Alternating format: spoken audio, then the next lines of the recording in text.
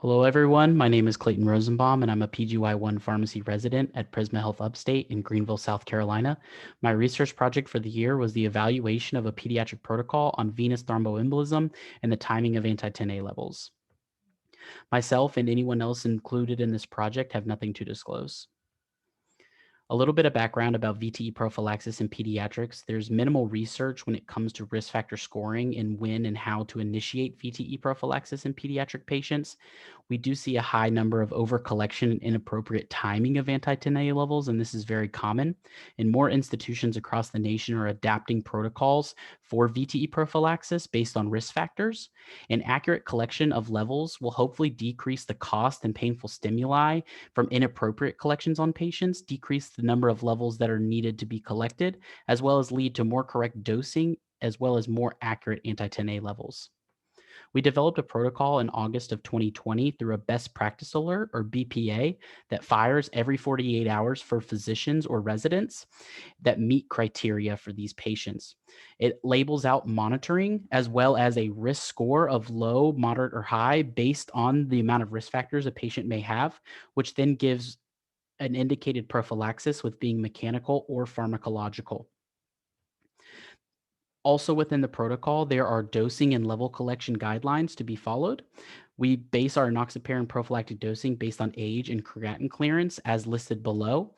We do list our goal anti-10A levels for patients that are on VTE prophylaxis to be between 0.2 to 0.4, and also when to collect the levels. You should collect 4 hours after the third dose for Q12-hour regimens and collect 4 hours after the second dose for Q24-hour regimens. The risk factors that lay patients in the low, moderate, or high risk categories are as follows: with central venous access, spinal cord injury, major trauma, and as well as chronic medical conditions of obesity, nephrotic syndrome, inflammatory disorders, as well as historical factors as well. The purpose of this project was to determine if a physician-run pediatric VTE risk protocol led to less inappropriate collection of anti-10A levels, as well as more accurate dosing selection. The study site for this project was at Prisma Health Children's Hospital at the Upstate campus, which is located at the Greenville Memorial Hospital in Greenville, South Carolina.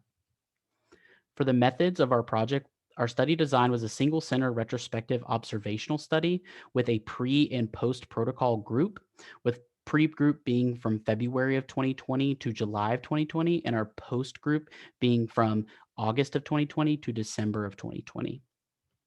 We included patients that were greater than or equal to 12 years of age that were admitted to the Children's Hospital, as well as administered enoxaparin during their admission. The exclusion is laid out in our protocol as well, with it being active bleeding, history of HIT, platelet counts less than 50,000, invasive procedure within 24 hours, and anticoagulation prior to admission.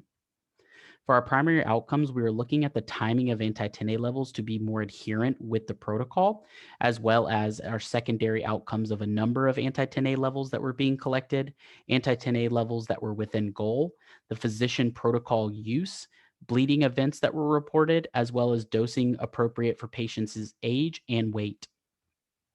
For our baseline characteristics and our results, we saw that the post-protocol and pre-protocol group did not have major differences between the two. But the one difference that we did see is that the administration of enoxaparin did differ slightly based on the service that patients were admitted to as they were admitted to the hospital. The other group could classify also as peds hemonc or even the emergency department as well. For our primary outcome of anti-10A levels collected within the protocol timeframe, we didn't see a statistical significant difference between the two groups.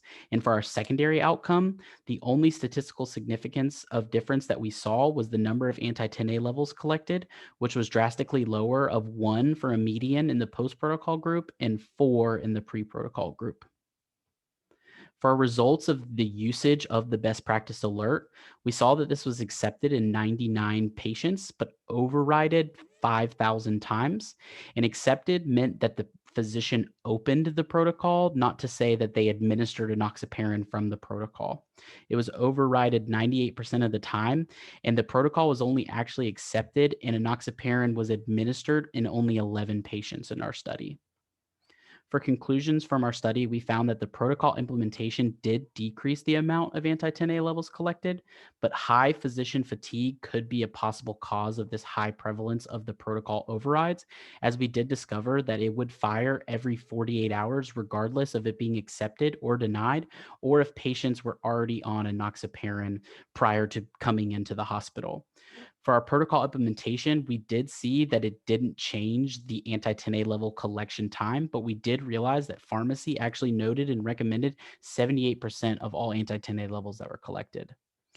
We had a couple limitations in our study, with this being a retrospective chart review, as well as anti-10A levels were collected between pharmacy and physicians, leading to a couple inconsistencies of when they were actually collected, even if the protocol were or was not used. We did see a high amount of overfiring of this protocol as well as patients that were greater than or equal to 17 may have not been admitted as a primary team with administration to a pediatric service, as most of their administrations could have come from the emergency department, as well as peds hematology and oncology was consulted and not the primary service, leading to differences in which service they were under. Some future directions for this project, we would hope to work on the firing of this best practice alert, excluding patients that are already on enoxaparin, as well as helping to prevent the overfiring for physicians that indicating that the prophylaxis is not needed after they have already said no, as well as helping in overall general of just working out how often our BPA will fire. We would hope that this could have a possible transition to a pharmacy-driven protocol, as most levels were collected by pharmacy and most dosing recommendations and titrations were made by pharmacy as well. I'd like to give acknowledgement to the other authors as well as the statisticians that helped me with this project. For my self-assessment question, I'd like to ask, when should an anti-10A level be drawn for patients on a Q12-hour enoxaparin dosing regimen? And the answer is C, 4 hours after the third dose. Thank you so much for your time, and I will be available on April 29th for any questions. Thank you.